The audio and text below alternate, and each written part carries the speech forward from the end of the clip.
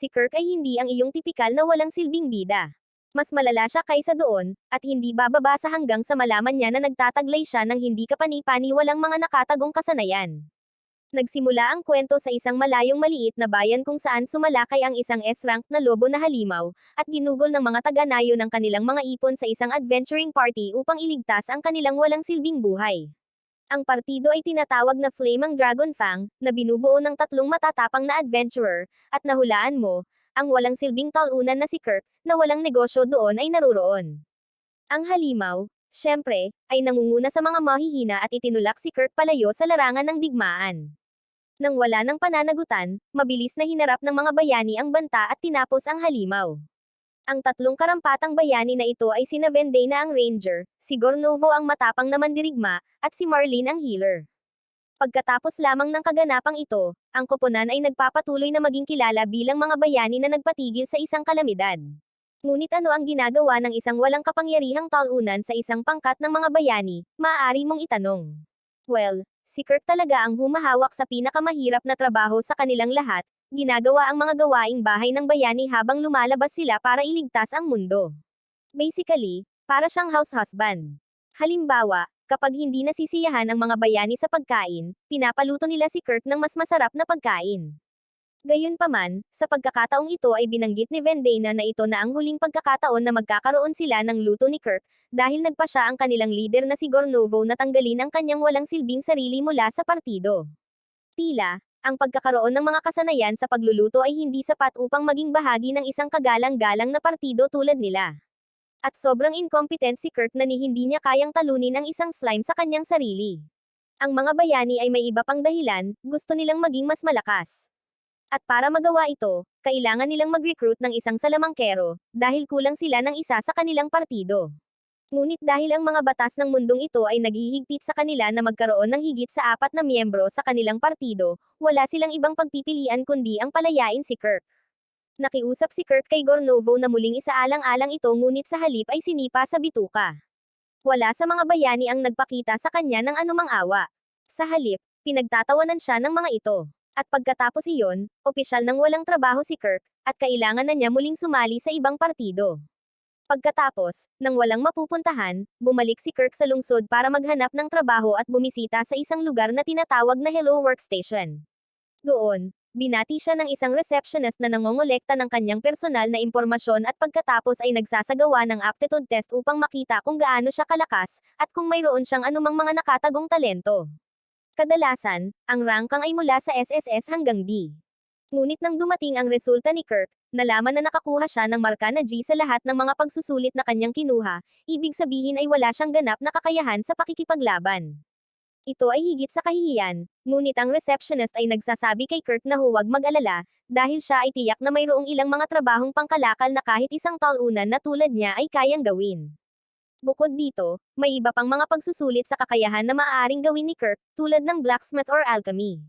Kaya, hinihikayat niya itong subukan ang mga iyon sa halip na sumuko. Sa kasamaang palad, ang mga technician na kailangan para sa mga pagsubok na iyon ay kasalukuyang nakabreak, kaya kailangan pang maghintay ni Kirk hanggang sa susunod na linggo upang kunin ang mga ito. Nang malaman na ang ating bida ay nangangailangan ng pera ngayon, nagpa siya ang receptionist na magtalaga sa kanya ng ilang trabaho sa konstruksyon at ipinadala siya sa kalapit na bayan bilang isang manggagawa upang tumulong sa pag-aayos ng mga hangganan ng pader ng bayan. Agad na umalis si Kirk at nakipagkita sa isang recruiter na labis na nadismaya na nagpadala ang workstation ng isang mahina na lalaki sa kanya. Ngunit dahil short-handed ang kanyang team, hindi siya gaanong nagrereklamo at binibigyan si Kirk ng gawaing gumawa ng semento sa lupa at pagkatapos ay ayusin ang mga dingding nito. Nagpa siya si Kirk na ibuhos ang kanyang mana sa pagpapalakas ng semento, kahit na walang binanggit ang recruiter tungkol doon, at nagsimulang magtrabaho. Ang recruiter ay bumalik pagkaraan ng 3 oras, at talagang namangha nang malaman na naayos ni Kirk ang isang buong ikatlong bahagi ng Western Wall ng mag-isa. Si Kirk ay walang anumang kagamitan, kaya't nagtataka ang recruiter kung paano ito ginawa ng lalaking ito. Ipinaliwanag ni Kirk ang proseso, ngunit hindi pa rin naiintindihan ng recruiter ang anumang kahulugan nito. Anyway, dahil medyo magaling si Kirk dito, nagpa siya ang recruiter na kunin siya ng permanente at bibigyan siya ng magandang halaga bilang bayad, sinabing nakakuha siya ng bonus para sa kanyang performance. Hinihikayat nito si Kirk na ibigay pa ang kanyang higit na makakaya. Sa susunod na 3 araw, inaayos niya ng mag-isa ang kanluran at hilagang pader. Ngunit sa halip na ma-impress, ang recruiter ay naiirita at pinaalis siya. Ipinaliwanag niya na ang pagkukumpuni ng pader ay sinadya upang magbigay ng trabaho para sa mga nahihirapan sa pananalapi, at kung patuloy na nagtatrabaho si Kirk dito, wala nang anumang trabaho na natitira para sa kanila.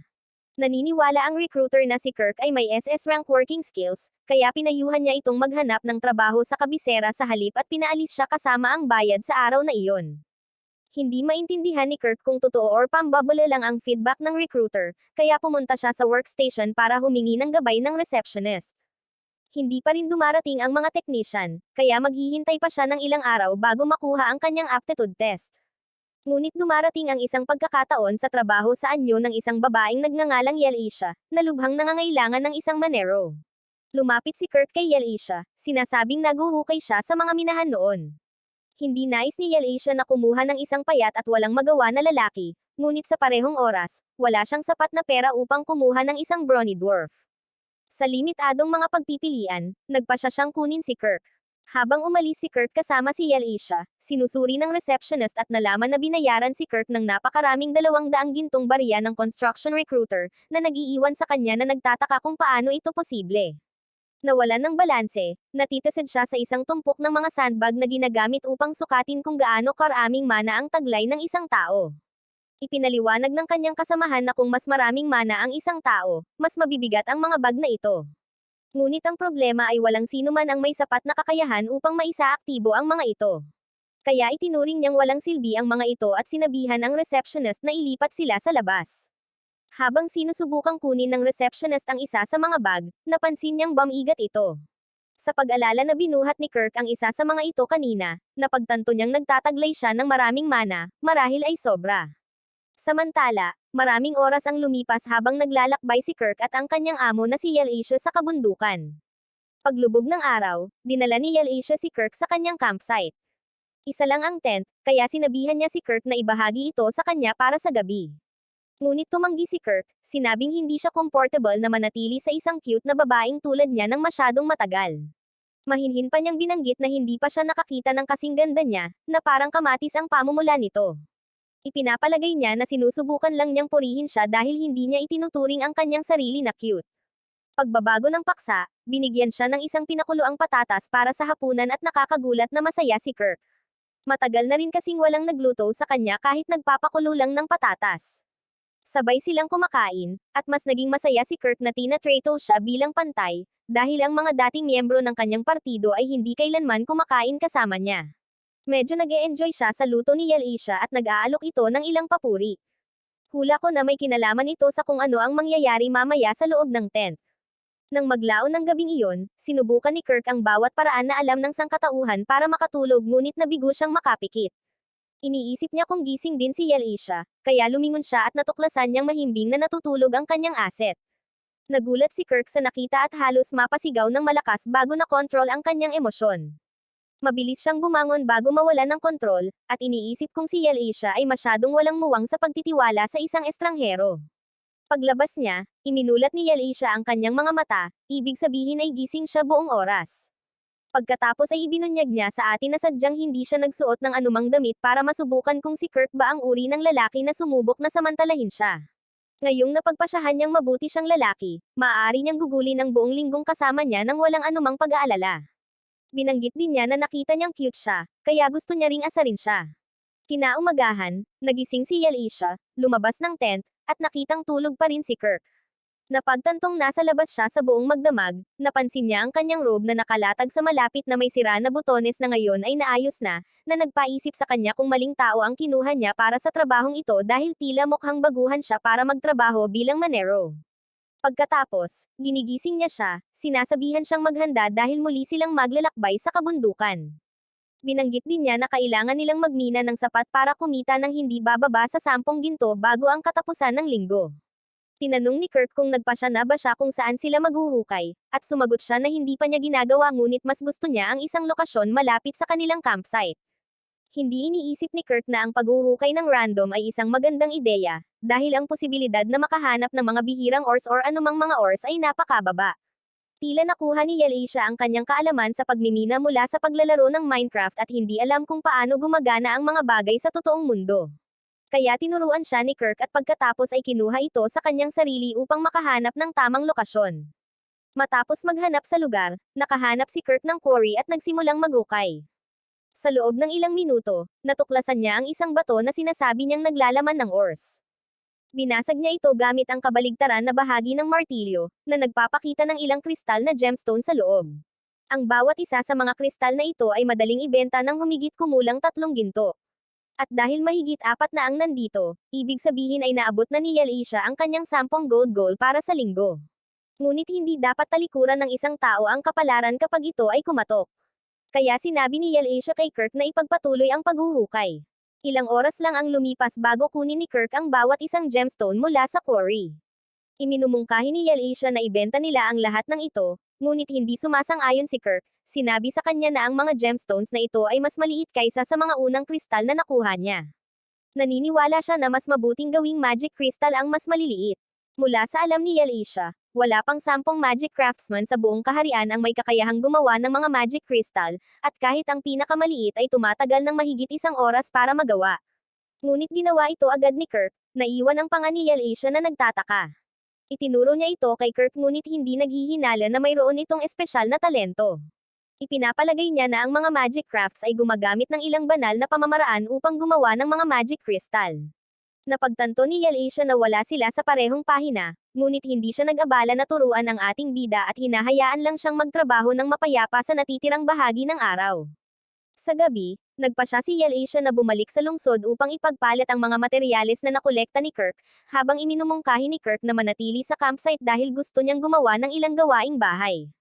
Mamaya sa lungsod, si Yalasia ay tinanong ng mga kabalyero dahil wala siyang anumang na-verify na dokumento na nagpapatunay kung saan niya nakuha ang mga magic crystal, na nagmukhang kainahinala sa kanya. Dahil sa ayaw niyang mabuking si Kirk, nilalaro ni Yalasia ang kanyang nakatagong card, na nagpapakita ng isang emblem sa kabalyero na nagpapakita na siya ay isang adventurer na direktang naglilingkod sa ilalim ng maharlikang pamilya, samantalang ang totoo ay dati siyang naglilingkod sa ilalim ng mga ito. Pagkatapos, ginagamit niya ang pribilehiyong ito para kumbansihin ang kabalyero na hayaan siyang gumamit ng gate ng teleportasyon dahil gusto niyang bisitahin ang royal capital ng Mad Alien. Pagdating, bumisita si Yalasia sa isang tindahan para ibenta ang mga mahiwagang kristal at nalaman niya mula sa tindera na ang mga ito ay may 10 beses ng karaniwang dami ng mana na natitipon sa mga ito, kaya ang bawat isa ay nagkakahalaga ng 10 ginto. Sa kabuuan, kumikita si Yalasia ng 500 ginto para sa pagbebenta ng lahat ng ito. Bago siya umalis, pinayuhan siya ng tindera na huwag ibenta ang mga ito kahit saan pa, dahil baka lokohin siya ng iba. Nagtatanong din siya tungkol sa mga craftsman na gumawa ng mga ito, sa paniniwalang ang isang taong may ganitong antas ng kasanayan ay dapat na direktang nagtatrabaho para sa kaharian. Ngunit si Yalasia, na ayaw ibunyag ang pagkakakilanlan ni Kirk nang walang pahintulot niya, ay tumangging sumagot. Hindi umaatras ang tindera at inutusan siya bilang isang royal court mage na ibunyag kung sino ang craftsman, pero tumanggi pa rin si Yalasia. Kaya, pinal na alok sa kanya ng tindera. Gusto nilang gawing direktor at honorary count si Kirk para sa kaharian. Palibhasa'y lubos na nalilito, si Yalasia ay nagmamadaling pumunta sa workstation, ipinatong ang kanyang mga kamay sa counter at hinihingi ang mga sagot mula sa receptionist, sino ba itong lalaking ito? Ginagamit ang kanyang awtoridad, kinuha ni Yalasia ang nakaraang impormasyon ni Kirk mula sa receptionist at hindi makapaniwala sa kanyang mga mata nang makita niyang nakakuha ito ng G-rank sa kanyang aptitude test. Anuman, ibinibigay niya ang 500 ginto sa receptionist, inutusan siyang i-deposito ito sa account ni Kirk. Bago umalis, pinagbabawalan din siya nitong magbunyag ng anumang impormasyon tungkol kay Kirk sa sinuman. Bumalik si Yalasia sa campsite at nalaman na kahit papaano ay ginawang farmhouse ni Kirk ang buong lugar sa loob lamang ng isang araw.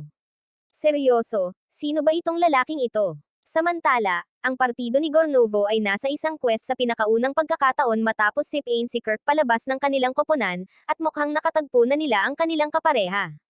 Wala sa kanilang pagganap ang tumama ng kasing lakas ng dati, at nagsisimula na akong isipin na si Kirk, ang walang silbing talunan, ay walang kamalay-malay na binubuhat sila sa lahat ng panahon. Dahil ang manggagamot na si Marlene ay biglang hindi nakapagpagaling ng sinuman dahil sa kakaibang kawalan ng mana, at si Gornovo ay bumaling sa kanyang bagong upahang salamangkero, inutusan siyang gumamit ng isang spell ng apoy or isang bagay laban sa halimaw ng puno. Ngunit ang baguhan ay tumulak pabalik, na sinasabing si Gornovo ang dapat na gumawa ng magic ng apoy.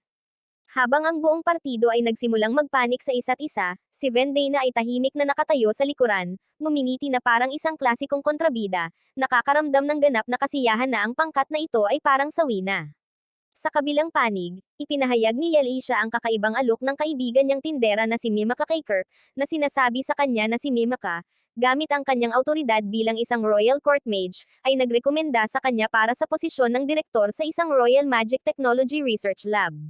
Mahirap paniwalaan ni Kirk ang alok, at kahit na totoo, tinatanggihan niya ito, dahil hindi niya maisip ang kanyang sarili sa isang posisyon na naglalagay ng isang katulad niya sa itaas kaysa sa iba.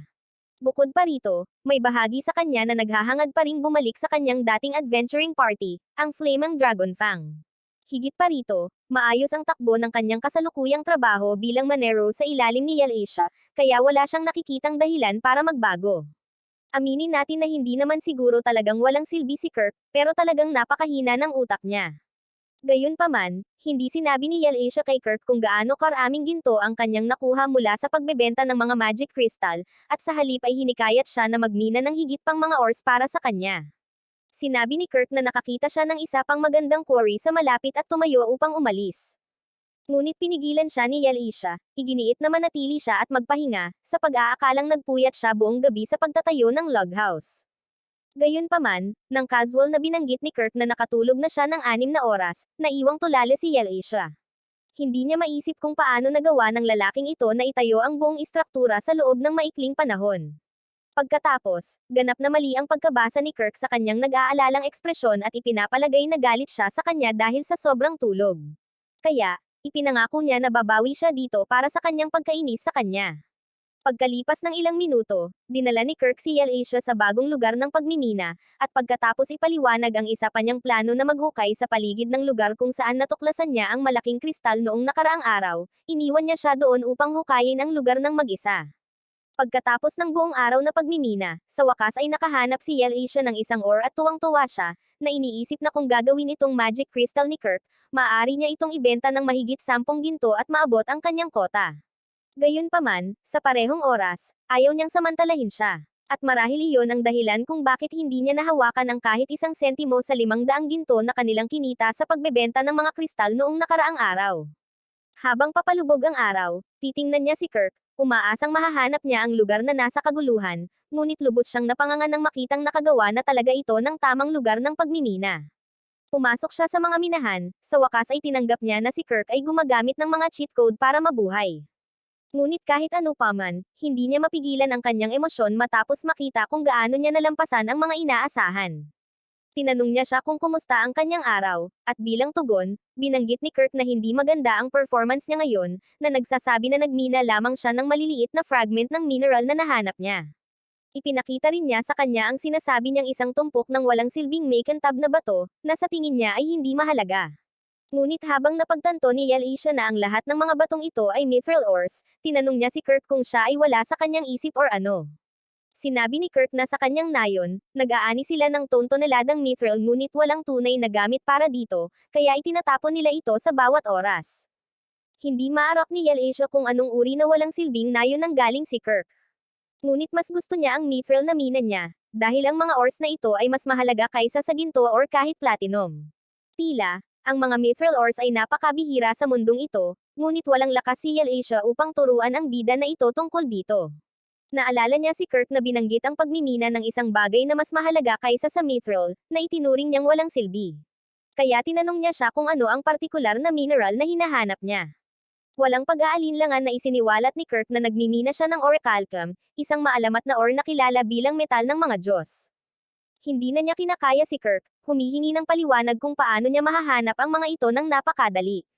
Sinabi sa kanya ni Kirk, ang ating bida, na kung maghuhukay siya ng 7 kilometro sa lupa, napakataas ng pagkakataong makahanap ng orichalcum. Sa puntong ito, ayaw pang malaman or tanungin ni Yalisha si Kirk kung paano siya naghukay ng 7 kilometro sa loob lamang ng isang araw at bumalik din sa ibabaw.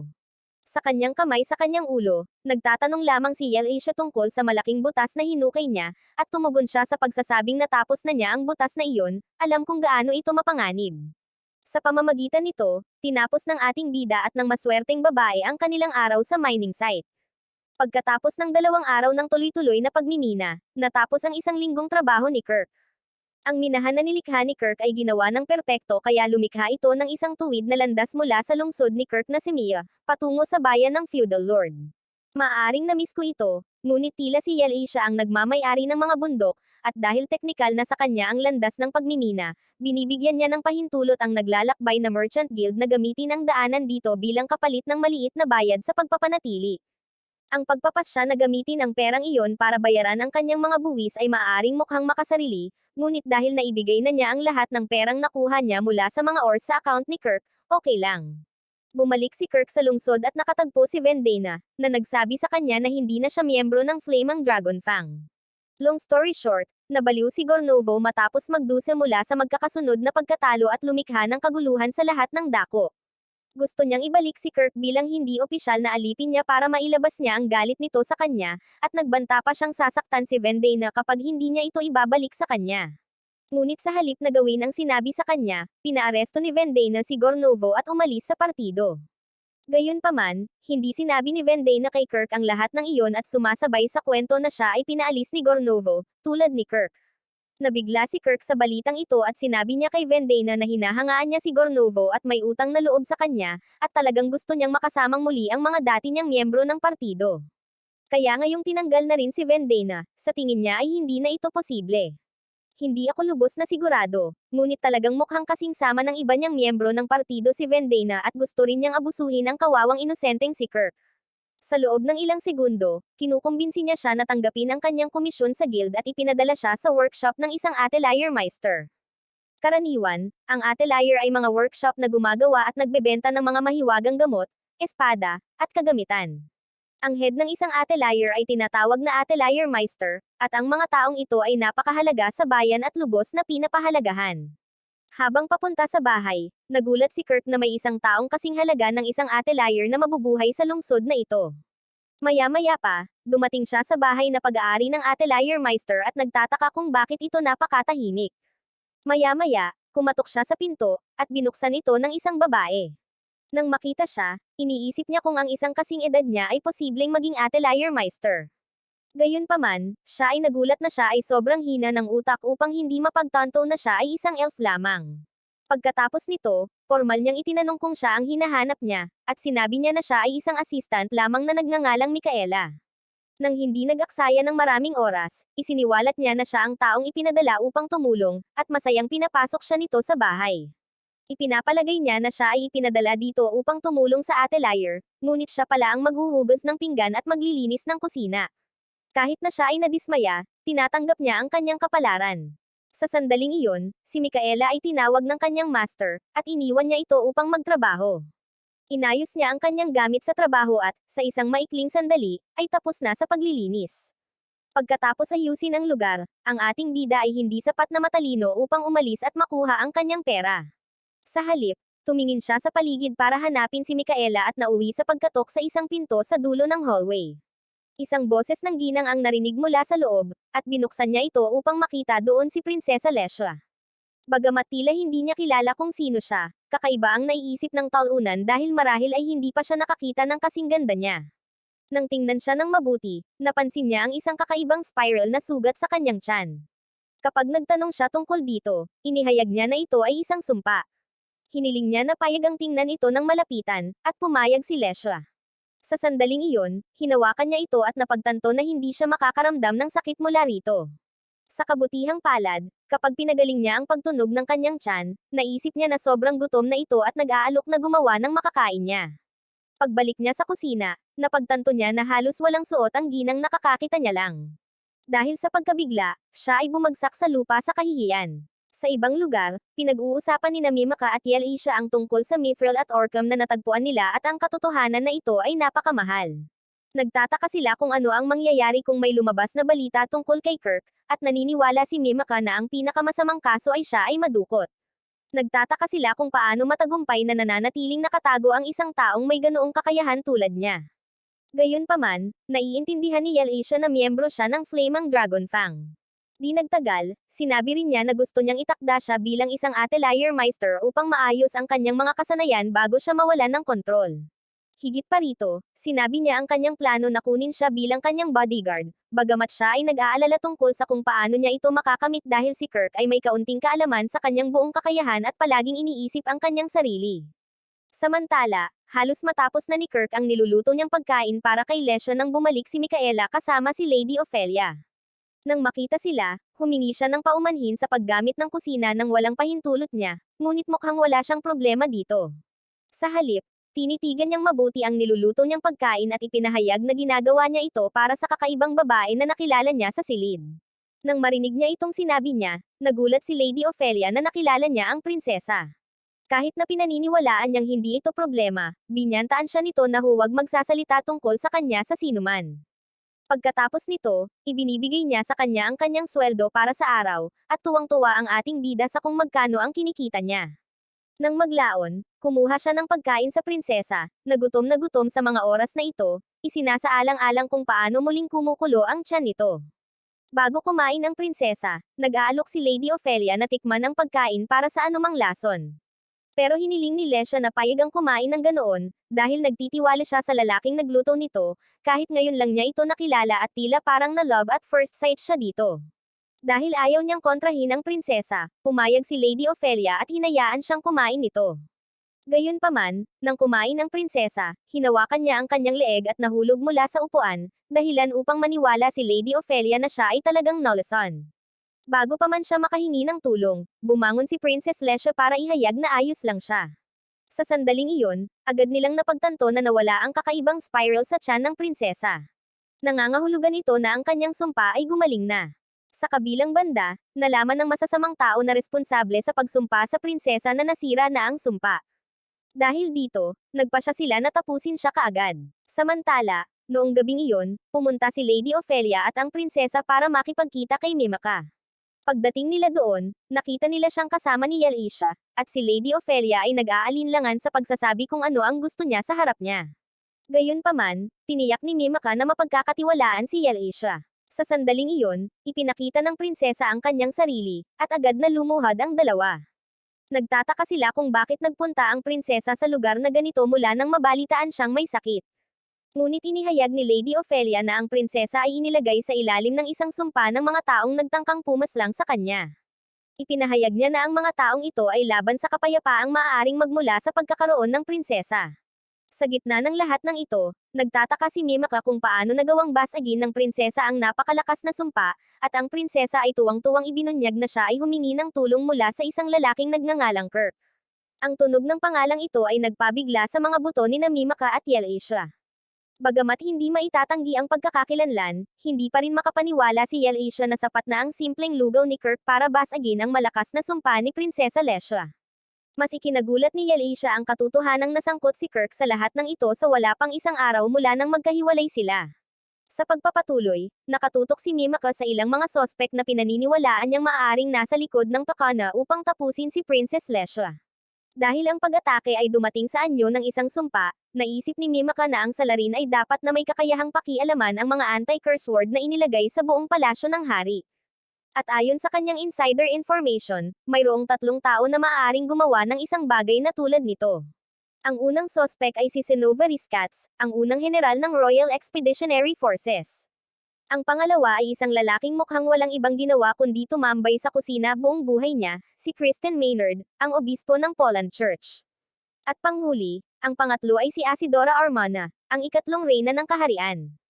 Ibinigay ni Ophelia ang kanyang opinyon kay Kristen, na nagmumungkahi na kung siya ang may kasalanan, maaaring ginamit niya ang kanyang mga tapat na tagasunod upang pakialaman ang mga ward sa silid ni Lesha. Sa kabilang banda, pinaghihinalaan ni Lesha ang kanyang madrasta, ang ikatlong reyna, na sinasabing may kalayaan siyang gumala sa palasyo anumang oras at madaling makalusot ng hindi napapansin. Gayunpaman, wala sa kanila ang naghihinala kay General Senova, dahil wala siyang mahiwagang kakayahan. Ngunit hindi sumasang-ayon si Yalisha, itinuro na si Senova ay may malalim na kaugnayan sa Thieves Guild, isang grupo na kilala sa pangangalap ng impormasyon sa loob. Maaari niyang gamitin ang kanilang tulong para guluhin ang mga ward. Nang walang malinaw na paraan upang tuklasin ang salarin, iminumungkahi ni Ophelia na magtakda sila ng isang bitag sa pamamagitan ng paglikha ng isang peking atelier, isang workshop na tatakbo sa pamamagitan ng isang peking atelier meister. Sa lumalabas, si Lesha ay katatapos lamang na mag-15, na sa mundong ito ay nagpapatanda sa kanya. Ayon sa tradisyon, kailangan na niyang umalis sa palasyo para magsanay sa loob ng 1 taon. Kaya, plano ni Ophelia na ipadala siya sa peking atelier na ito, at ipapaalam nila sa publiko na doon siya magsasanay. Sa kalaunan, susubukang saktan muli siya ng salarin ngunit bago sila makakilos, kakailanganin muna nilang mangalap ng impormasyon tungkol sa atelier meister. Upang maiwasan iyon, kailangan nila ng isang tao na talagang wala, isang taong walang nakakaalam. Sa ganitong paraan, ang salarin ay mapipilitang mangangalap ng malalim, susubukan ng paulit-ulit na malaman ang tungkol sa atelier meister. Sa paggawa nito, hindi maiiwasang mag-iiwan sila ng mga bakas, mga pahiwatig na magagamit ni Ophelia at ng iba pa para makilala sila. Ang tanging isyu ngayon ay kung sino ang dapat nilang piliin na gumanap bilang atelier meister. Nasa isip na ni Yalisha ang perpektong lalaki. Ipinakita niya kay Ophelia ang top grade na magic crystal na ginawa ni Kirk, na agad na ipinapaunawa sa lahat na hindi lamang siya perpekto para sa papel, ngunit siya ay medyo overqualified din. Kinabukasan, pumunta si Kirk sa workshop ni Ophelia at nakitang sarado ito sa hindi malamang dahilan.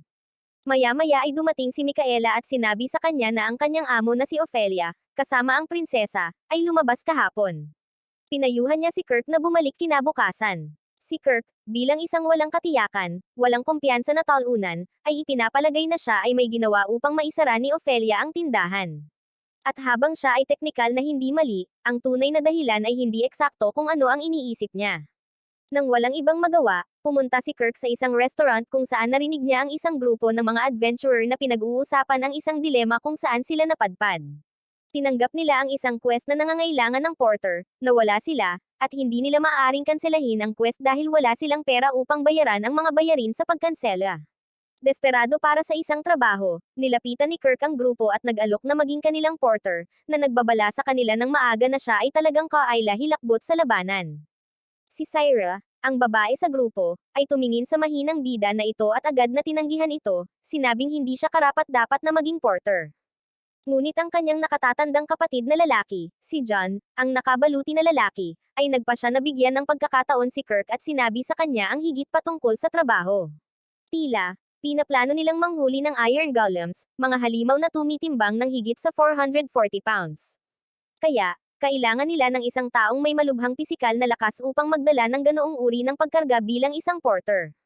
Sinabi ni Kirk na kaya niyang hawakan ang bigat na iyon ng walang problema at, upang patunayan ito, casual na itinaas pareho si Hanzo ang samurai, at John ang tangke na parang mga bag ng harina. Seryoso, sinabi ng bida na ito na mahina siyang makipag-away. Literal na makakabuhat ng mga halimaw ang ating bida at itapon sila sa langit. Gayunpaman, ang kanyang demonstrasyon ay nakakuha sa kanya ng palakpakan mula sa karamihan ng mga tao sa restoran at ang trabaho ng porter. Maya-maya pa ay umalis na ang grupo, at sa daan, formal na ipinakilala si Kirk sa lahat. Ang kanilang mabait at kapaki-pakinabang na pakikipag-ugnayan ay nahuhuli siya sa mabuting paraan. Hindi pa siya pinakitunguhan ng ganoon kabait noon, at nag-uudyok ito sa kanya na ibigay ang lahat ng mayroon siya. Sa kalaunan ay narating nila ang lugar kung saan naninirahan ang mga iron golem. Ngunit bago mangyari ang anumang seryosong bagay, tumapak si Kirk sa isang slime, at ang kanyang reaksyon ay sumisigaw na parang paslit na nakakakita ng kanilang unang horror movie. Sinabihan siya ni Siren na huminto sa pag-overreact at tusokan na lang ang core ng slime. Ngunit ang pagpuntirya ni Kirk, ang pagkakaroon ng kakulangan ng mas mahusay na mga salita upang ilarawan ito, ay napakasama na sa halip ay tinusok niya ang sarili gamit ang kutsilyo. Dahil dito, napagtanto ni Siren na ang taong ito ay hindi lang magaling sa pakikipaglaban, talagang mahina siya at tinatapos niya ang slime para sa kanya. Pero nakakapagtaka, hindi siya nagagalit pati na rin sina Hanzo at John. Sa halip, sila ay nagiging mas alerto, malinaw na handang protektahan siya mula sa panganib. Hindi makapaniwala si Kirk na hindi siya napag-alitan or nasabihan ng masama dahil sa panggugulo. At dahan-dahan, napagtanto niya na marahil ang kanyang huling partido ay talagang mga kakilakilabot na tao. Anyway, tumungo sila sa lungga ng mga golem. Naglalatag si Siren ng makinang naliwanag sa buong paligid upang lumiwanag ang lugar. Nakahanap si Kirk ng goblin poop sa malapit, na nangangahulugang ang kuweba ay hindi lamang tahanan ng mga golem. May mga goblin din na nakatago. Sinabihan ni John si Kirk na huwag mag-alala, sinabing kaya nilang harapin ang ilang goblins nang walang problema. Lumalalim sila sa kuweba, na nagsimulang magmukhang piitan. May napansin si Kirk na kakaiba sa mga pader, ngunit bago siya makapag-imbestiga, may lumabas na goblin. Agad itong hiniwa ni Hanzo ng may katumpakan ng samurai, ngunit ang tunog ay humahatak ng buong kawan ng mga goblins diretso sa kanila. Napagtanto ni Siren na hindi sila magkakaroon ng pagkakataon sa isang direktang laban. Ang kanilang pinakamahusay na pagpipilian ay tumakbo. Ngunit habang sila ay nagpapanik, si Kirk, na nag-inspeksyon sa mga pader, ay nakahanap ng isang lihim na daanan. Mabilis niyang ipinaalam sa grupo, at pumasok sila ni Sire sa loob. Nang makapasok sila, isinara ni Sire ang pinto, naiwan sina John at Hanzo sa kabilang panig. Nagpa siya ang dalawa na manatili sa likuran upang pigilan ang mga goblins para makatakas sina Kirk at Sire. Si Sire ay patuloy na nagsisikap na humanap ng paraan para makaalis sila, ngunit narinig niya ang tinig ni Hanzo at John na nagsasabi sa kanila na napakaraming goblin doon, at walang paraan upang makatakas sila, sinusubukang protektahan sila at sumigaw si John na umalis na sila. Walang duda na alam ni Kirk na mahina siya sa pisikal, gayunpaman, hindi niya iniisip na siya ay isang duwag. Siya ay sumisigaw at sinabi na dapat nilang payagan silang sumali sa laban, ngunit si Sire ay tumingin sa kanya ng katawa-tawa, na nagpapaalala sa kanya na hindi niya kayang labanan ang isang slime. Ano ang mabuting gagawin niya sa koponan kung mananatili siya sa kanila, kaysa sa matalo sila sa laban? Pakiramdam niya ay pinanghihinaan siya ng loob bilang isang talunan na karaniwang mababa ang tingin sa kanyang sarili, at ito talaga ang nagpapababa sa kanya. Well, parang tama talaga si Sire dahil tinulungan lang siya nitong pumaslang ng slime ilang minuto ang nakalipas. Narinig niya sina Hanzo at John na nagsasabi na kahit masawi sila, alam nilang masasawi sila habang pinoprotektahan ang iba. Nagbibigay ito sa ating bida ng kagalakan, at napagtanto niyang may nag-iisip sa kanya na kaibigan siya at maaari silang masawi sa pagprotekta sa kanya. Nagtataka siya kung bakit sa tingin nila ay kaibigan siya, at natuwa siya dito. Sinusubukan ni Siren na humanap ng paraan palabas ng pader para sa kanila, at habang nag-spray siya ng kanyang magic, ipinakita nito ang tatlong magkakaibang Iron Dragon Golem. Agad siyang bumagsak sa kanyang sarili, at napaisip kung dito na silang lahat masasawi. Habang nasa sulyap ng kasawian, sina Lesha at Yalasia ay nasa labas na naghahanap sa kanya. Si Lesha, sa kanyang bahagi, ay nasa sabik na makita ang lalaking nagbigay ng kanyang buhay muli, at sila ay pumasok sa guild. Laking gulat nila nang malaman na sinundan niya ang security team para lumaban. Alam ni Yalasia na ang partikular na bundok na kanilang pinasok ay puno ng ilang goblins, at maliit or walang posibilidad na mabubuhay sila. Sinabi niya kay Lesha na manatili at hayaan siyang pumunta at hanapin siya, ngunit tumanggi si Lesha. Bakit niya bibitawan ang pagkakataong maging tagapagligtas ng taong nagligtas din sa kanya? Sumama siya kay Yalasia sa bundok, at sinusubukan niya ang kanyang makakaya na tingnan ang mga yapak upang malaman kung nasaan siya sa bundok. Nang makita ang mga hakbang sa mga bato, ginamit niya ang kanyang mahabang sentido upang malaman ang amoy nito sa bundok. Iisa lang ang nagpapaisip nito kay Yalasia, para malaman ni Lesha ang kanyang amoy, ibig bang sabihin ay naging malapit na sila sa kanilang sarili. Hindi ko talaga sasabihin na mali siya dahil nakita niya ang katawan nito. Habang hinahanap sila ng dalawang babae, nananatili sa lupa si Sire, binigay ang kanyang huling mga salita. Mga farewell statement na sinasabi kapag alam na nalalapit na ang kasawian ng isang tao. Humingi siya ng paumanhin kay Kirk sa pagkaladkad sa kanya sa pakikipagsapalaran, pero nagtataka si Kirk kung bakit ganoon siya kaemosyonal. Sinabi niya sa kanya na walang masyadong big deal doon, at maaari na lamang nilang i-clear ang kanilang daan at umalis. Tinanong siya ni Sire kung paano i-clear sa aling paraan ang mga Dragon Golem. Nang hindi siya sinagot, agad siyang kumilos. Gamit ang kanyang kakayahan, tinamaan niya ang buntot ng unang Dragon Golem na nagpabagsak dito agad-agad. Nai-imagine ko ang mga nasa isip ni Sire ngayon. Hindi ba ito ang parehong lalaki na iniligtas niya sa isang slime? Sa isang punyal, tuluyan niyang tinatapos ang lahat. Nang ipahayag ni Sire ang kanyang pagkabigla habang nakaupo sa sahig, ibinasura ito ng ating bida, na sinasabing hindi ito isang malaking tagumpay. Naz-anay lang siyang tapusin ang mga ito dahil iniisip niya ang mga ito. Hindi lamang walang isip ang lalaking ito, ngunit tila wala rin siyang magandang pagpapahalaga sa sarili. Bueno, sa kabila ng pagiging ignorante sa kanyang sarili, siya ay lubos na may pakialam sa iba. Sa gitna ng pagkabigla ni Sire, sinipa ni Yalasia ang pader at pumasok.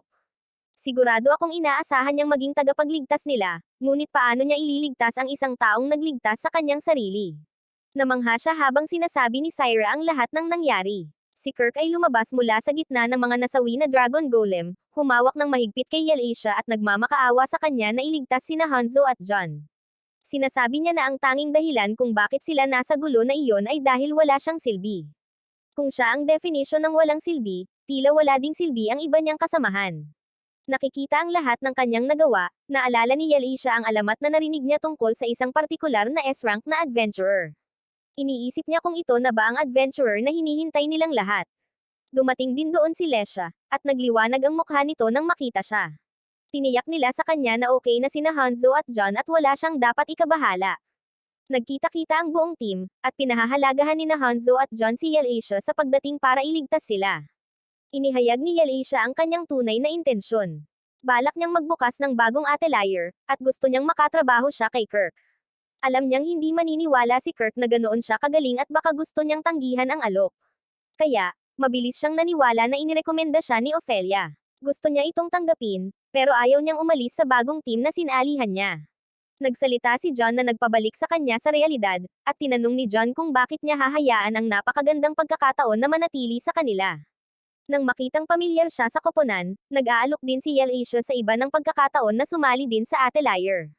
Bago umalis, sinabi niya kay Kirk na hindi niya nasusukat ang kanyang kakayahan, at dahil sasali siya sa atelier, kailangan nilang sukatin ang kanyang kakayahan. Habang umalis ang security team para ipagdiwang ang kanilang bagong appointment, nakipagkita si Kirk kay Mimaka para sa kanyang aptitude test. Nasasabik si Mimaka na siya ang magtitest sa kanya, at ipinahayag niya ito. Pagkatapos ng pagsubok, dumating si Yalisha upang hingin ang resulta. Sa totoo lang, excited din akong marinig ang resultang ito, at oo, ito mismo ang iniisip ng lahat. Habang ang normal na resulta ay nagpapakita na siya ay B-rank sa pagluluto, paglilinis, at pagmimina, at C-rank sa iba pang mga kasanayan, ang Hello World Rankang, na nagpapakita ng S-rank adventurers, ay nagpapakita ng kanyang tunay na rango SSS rank siya sa lahat ng kakayahan at kapangyarihan. Sa katunayan, sa kanyang mahika, mas mataas ang rango niya kaysa kay Mimaka. Inamin ni Mimaka na kung may makakarinig sa kanyang kakayahan, siya ay nasa panganib. Baka mapaslang pa siya, kaya mas mabuting itago nila ito sa lahat. Sa palagay ko hindi nila kailangang alalahanin iyon dahil kahit ang ating bida ay hindi alam kung gaano siya kalakas. Pagkatapos, narinig ng receptionist ang magandang resultang ito at mariing tinakpan ang kanyang mga tainga. Hindi dapat marinig na alam niya ang gayong nakakasawi na impormasyon. Nasasabik akong makita kung ano ang hinaharap ni Kirk, at sana balang araw mamulat siya sa sarili niyang lakas. Ang grupo ay nasa isang high-speed na karwahe na inayos ni Yalisha gamit ang espesyal na autoridad ng Atelier Meister. Nagkaroon sila ng opsyon na gumamit ng mga teleportation stone, ngunit ayon kay Lesha, ang bayan na kanilang pupuntahan ay walang anumang teleportation stones, dahil ito ay medyo malayong rural border-side frontier town. Ayon kay Yalisha, ang bayang ito ay orihinal na base militar upang palayasin ang mga demonyo na naninirahan sa tapat lamang ng hangganan. Kaya, ang lungsod na ito ay mahalaga pa rin bilang frontal defense ng kaharian laban sa mga demonyo, at ang grupo ay papunta doon upang maging bahagi ng atelier na bagong constructed doon. Hindi pa rin iniisip ni John na siya or ang sino man sa kanyang mga miyembro ng partido ay karapat-dapat na magtrabaho sa atelier na ito, ngunit tinitiyak ni Yalisha sa kanila na sila ay higit na kwalipikado para sa trabaho. Si Syra ay sobrang tahimik at medyo naiinis dahil hindi niya talaga kasama ang kanyang kapatid at si Hanzo, ngunit hindi siya nagsasalita ng anuman dahil ayaw niyang humiwalay sa kanyang partido.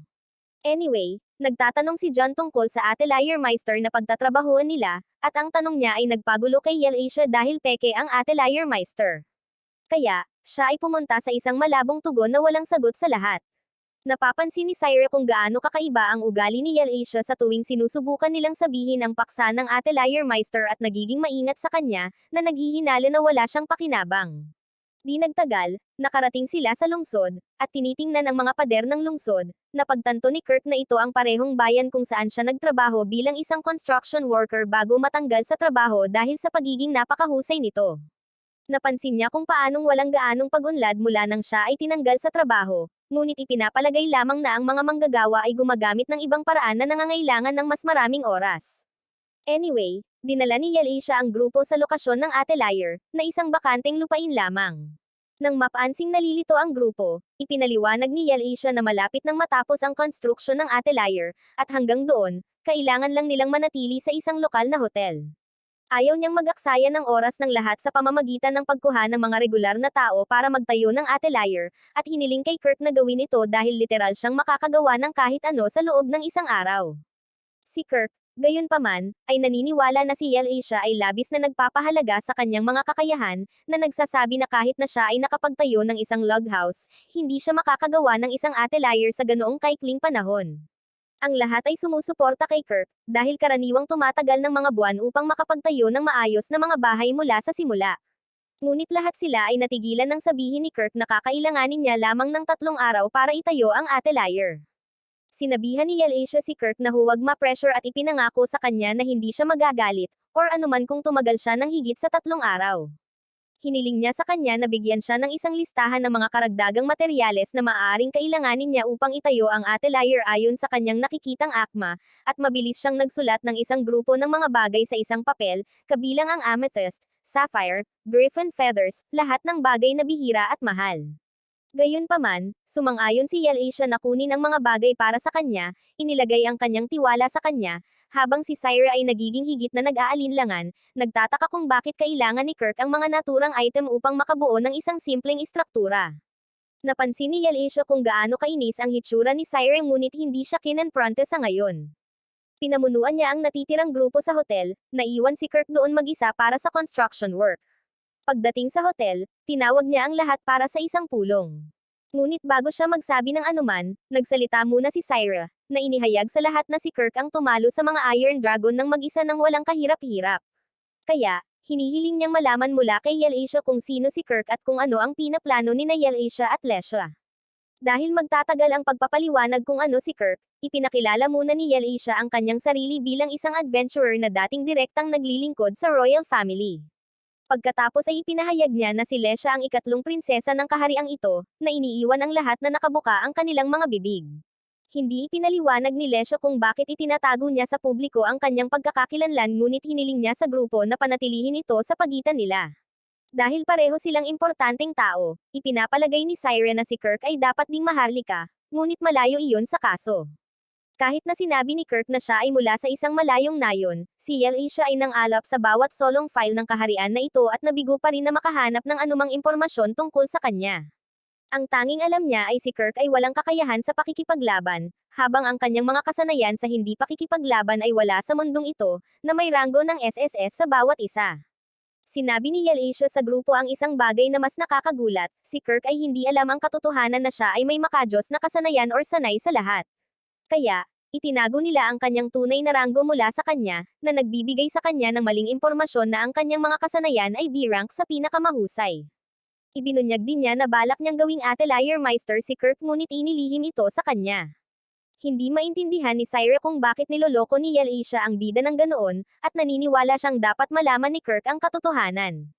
Ngunit sigurado si Asia na kahit sabihin niya kay Kirk ang totoo, hindi siya maniniwala sa kanya. Nais din niyang panatilihing sikreto ang kanyang kakayahan upang maprotektahan siya mula sa mga maaaring magtangkang pagsamantalahan, or saktan siya kapag napagtanto kung gaano siya kawalang muwang.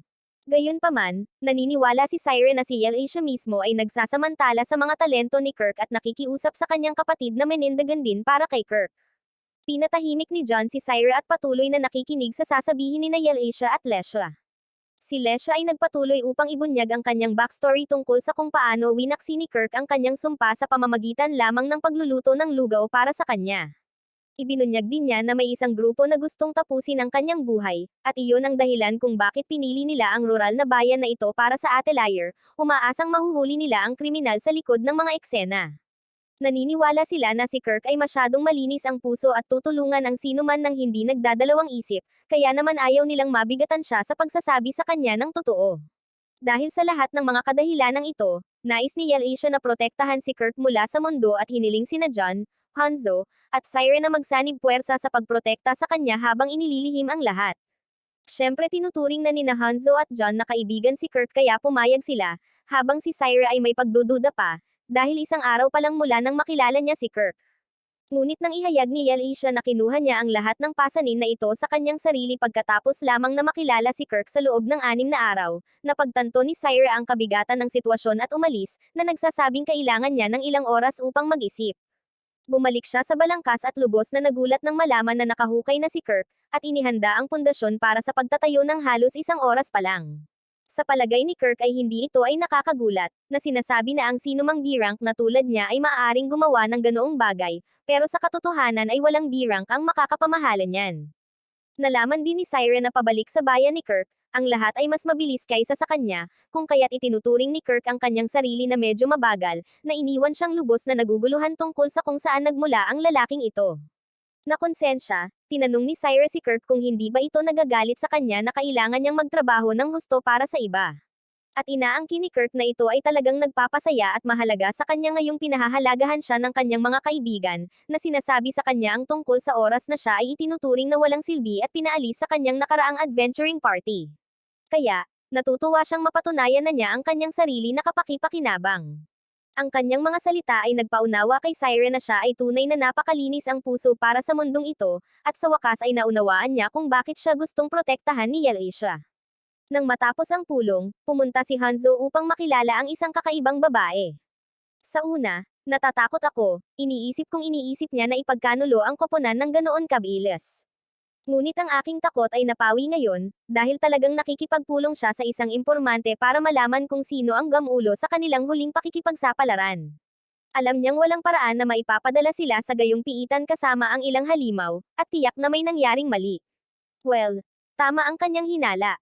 Ipinaalam sa kanya ng impormante na ang isang lalaki na nagngangalang Binuki, na binansagan din ng lalaking may 1,000 mukha, ang may pakana.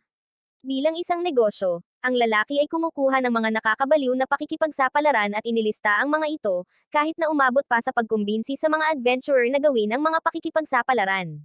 Tina-target niya ang mga grupo na binayaran siya para sirain. At sa pagkakataong ito, tiyak na may nagbayad sa kanya para sirain ang grupong Sakura, kaya naman inilista niya ang pakikipagsapalaran. Pinahahalagahan ni Hanzo ang impormante at binabayaran siya. Habang hindi nagkatotoo ang iniisip ni Binuki na masasawi sila, galit si Hanzo na baka may maisip na gawin iyon sa kanya, kaya agad niyang isinaalang-alang ang paghihiganti. Para maging patas, deserve din iyon ni Binuki. Sa kabilang banda ay si Binuki, nasa bar siya sinusubukang manligaw sa isang babae na hindi naman siya pinapansin. Duda ako na may itsura siya para makaakit ng babae, kaya hindi ko siya sinisisi. Umupo siya, galit na ang tanging dahilan kung bakit siya naghihirap sa sandaling ito ay dahil ang grupong Sakura ay hindi nasawi sa piitan. Hindi niya alam kung paano sila nakaligtas, at ipinaalam pa sa kanya na nagtatrabaho sila ngayon sa ilalim ng prinsesa. Bawat bahagi ng kanilang tagumpay ay nagpapagalit sa kanya. Ngunit siya ay hinihikayat ng isang bagay, ang katotohanan na ang pagpapabagsak sa kanila habang sila ay nagtatrabaho para sa prinsesa ay magiging mas masaya.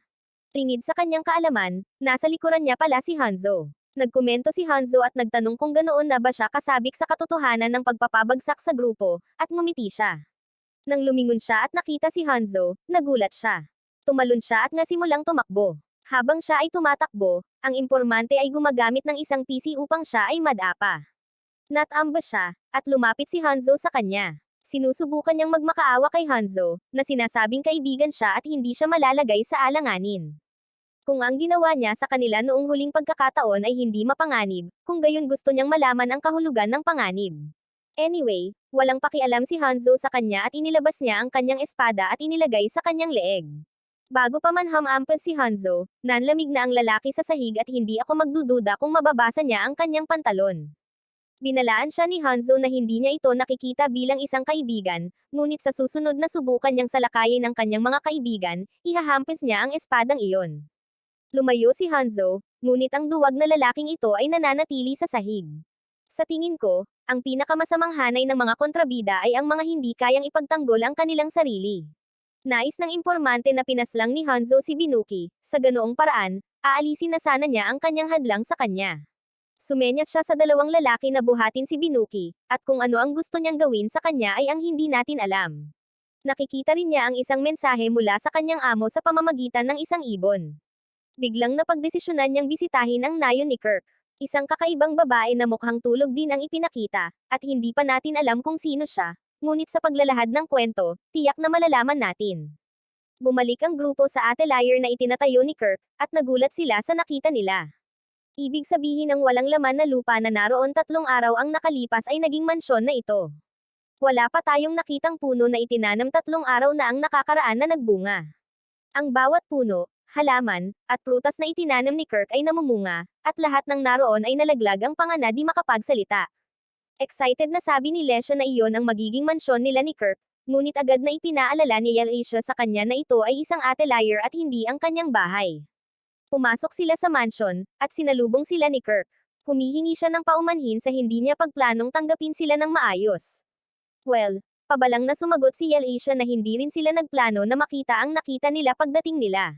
Inilibot niya ang mga ito sa bahay, at pagkakita sa bawat compartment sa bahay, nagulat sila.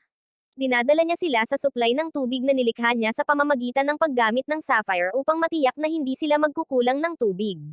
Si Alicia, sa kabila ng kung gaano siya kalakas, ay hindi alam kung paano iyon magagawa. Kaya nagtanong siya, at ipinaliwanag niya kung paano niya ito ginawa. Tinitiyak niya sa kanila na kahit na sa patuloy na paggamit, hinding-hindi sila magkukulang sa mga mapagkukunang iyon sa loob ng isang taon. Dinala niya sila sa kanilang silid, at agad na tumalon si Lesha sa kama. Ibinunyag niya na ang kama ay gawa sa mga balahibo ng griffin, ngunit sinabi ni Lesha na amoy ito sa kanya, at ang iba ay kumokontrol sa kanya. Dinala niya sila sa huling bahagi ng bahay, na kung saan ay ang Atelier Master's office. Tinanong niya si Alicia kung kailan sasali sa kanila ang Atelier Master, ngunit ayaw niyang ibunyag na siya ang Master, kaya sinabi niya sa kanya na darating ang Master. Kapag nagtatanong sila tungkol sa kanyang silid, sinasabi niyang dahil naglilinis lang siya, gagamitin niya ang kusina para makapagpahinga kapag kailangan niya ng pahinga.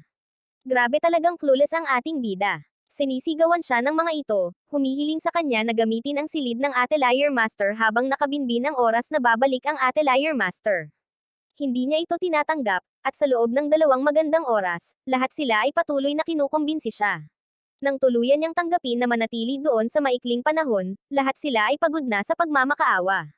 Naalala ni Alicia na si Lesha ay nananatiling banta sa mga sumpa. Tinanong niya kung maaari ba siyang maglagay ng mahika upang itakwil ang mga sumpa sa paligid ng bahay, ngunit wala siyang kapangyarihang iyon. Buti na lang at may mga anteng-anteng siyang binigay sa kanya ni Mimaka.